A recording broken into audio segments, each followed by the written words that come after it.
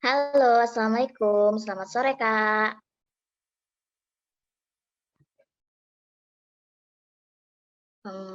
Maaf, Kak, itu masih di-mute. Bisa dinyalakan mic-nya? Oh iya Kak, maaf. Baik, saya ulangi Waalaikumsalam. ya. Ya, Oke, baik. Selamat sore, Kak. Perkenalkan, nama saya Atun yang akan menjadi konselor Kakak pada sore hari ini. Kalau boleh tahu, nama Kakak siapa dan lebih nyaman dipanggil dengan sebutan apa? panggil Mbak Jijah aja Kak. Oke, baik, Mbak Cijah. Kalau boleh tahu, sekarang aktivitas atau kesibukannya apa ya? Aktivitas saya seputar kuliah, ngerjain tugas, sama ya bantu-bantu kegiatan di rumah aja sih Mbak. Gitu. Kuliahnya udah semester berapa, Mbak? Semester 5, Jurusan apa? jurusan psikologi. Oh, gitu. Semester 5 lagi padat-padatnya ya, banyak tugas ya pasti. Iya Mbak. Hmm. Oke, baik. Sebelumnya saya mengucapkan terima kasih kepada Mbak Jijah atas kesediaan waktu dan kepercayaan kepada saya untuk melakukan proses konseling pada sore hari ini. Walaupun melalui via Zoom, semoga konseling kita dapat berjalan dengan lancar. Iya Mbak, amin.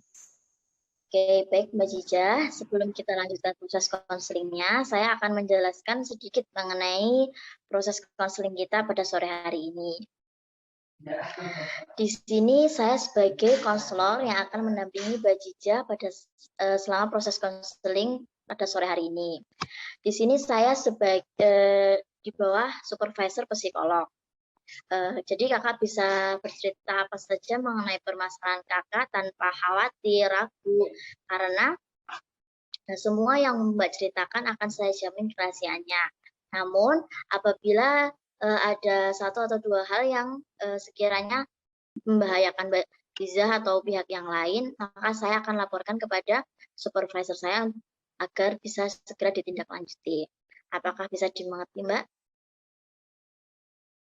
Iya Mbak, saya mengerti. Oke, kalau boleh tahu nih, jadi apa yang sekiranya membawa Mbak Jijah kemari? Apakah ada yang bisa saya bantu? Jadi gini Mbak, akhir-akhir ini tuh saya sering overthinking Mbak, terutama malam hari waktu menjelang tidur. Hmm, Terus hal yang membuat saya overthinking itu kekhawatiran saya pada kuliah Mbak, terutama sama nilai-nilai mata kuliah yang tidak begitu saya kuasai. Oh gitu ya Mbak. Tadi kan Mbak Isah mengatakan kalau ada perasaan khawatir dengan nilai-nilai mata kuliah yang kurang begitu Mbak kuasai. Bisa dijelaskan nggak apa yang menyebabkan Mbak kurang menguasai mata kuliah itu? Iya, saya kurang menguasai mata kuliah itu karena ketika dosen memberikan penjelasan saya kurang kurang bisa menangkap maknanya, Mbak. Terus kalaupun mau bertanya itu kadang suka malu. Terus mata kuliah itu memang butuh pemahaman yang lebih, Mbak. Hmm, jadi Mbak Jija ini eh, kurang menguasai mata kuliah itu karena penjelasan dosen yang memang terkadang sulit untuk diterima atau dipahami Mbak Jija. Terus Mbak juga malu untuk bertanya. Dan lagi mata kuliah itu perlu pemahaman lebih ya. Apakah benar seperti itu? Iya, Mbak, seperti seperti itu. Oke, kalau dari angka 1 sampai 10 nih, kira-kira dianggap berapa Mbak Jiza kurang menguasai mata kuliah itu? Hmm, Mungkin di angka 6, Mbak. Berarti Mbak Jiza memang merasa kesulitan ya dalam memahami mata kuliah itu. Iya.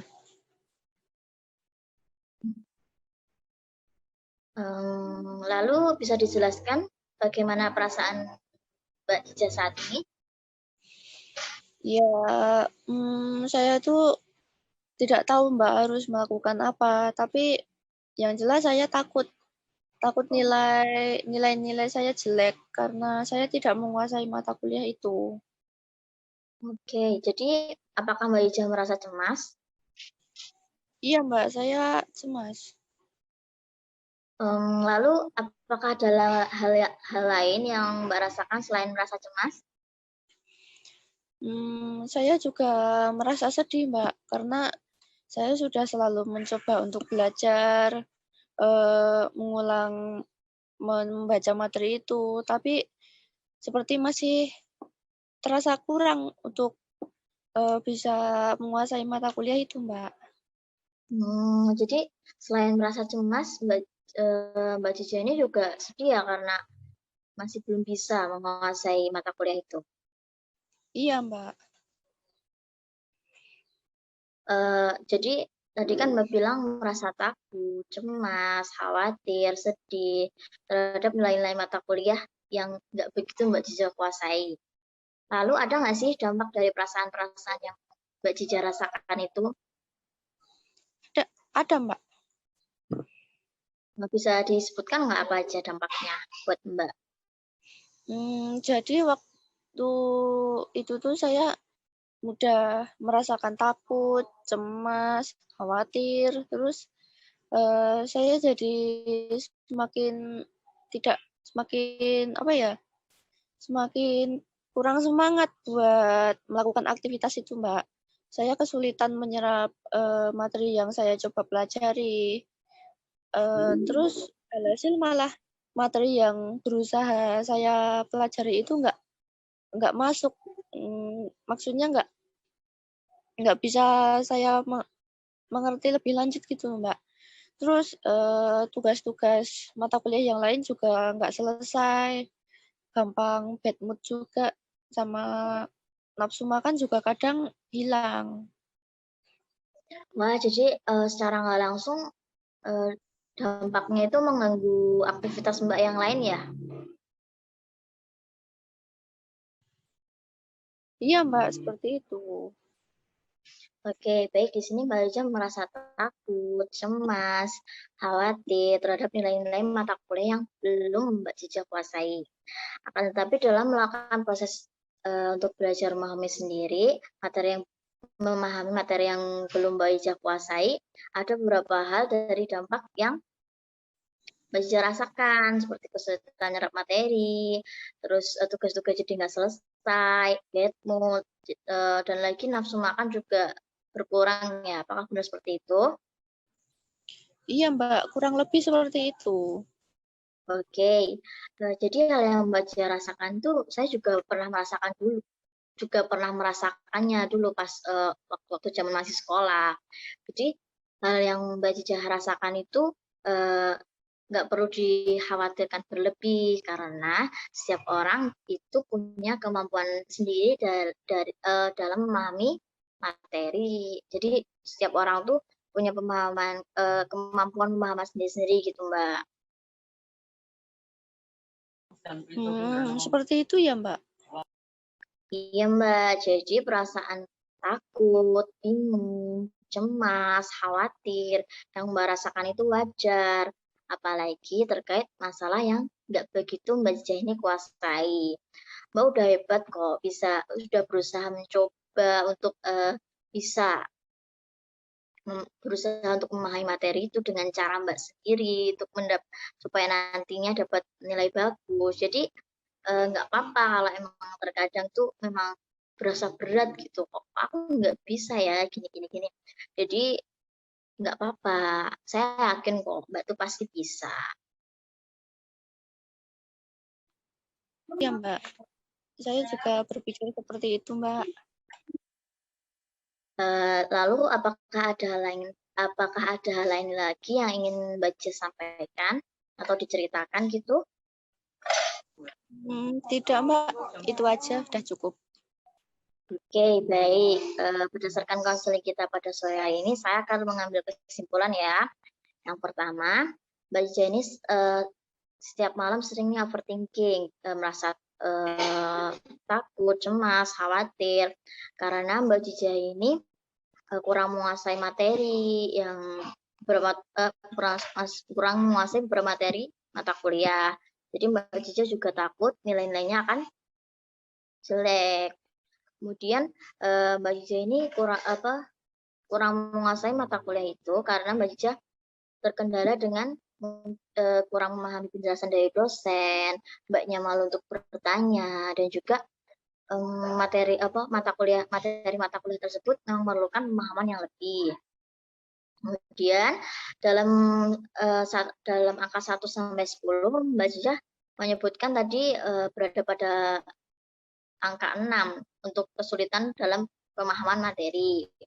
Kemudian Mbak Jiza juga merasa takut, cemas, sedih, khawatir terhadap permasalahan yang dialami. Perasaan yang dialami Mbak Jiza ini tuh mengganggu proses belajar Mbak sendiri untuk memahami materi yang Mbak belum kuasai.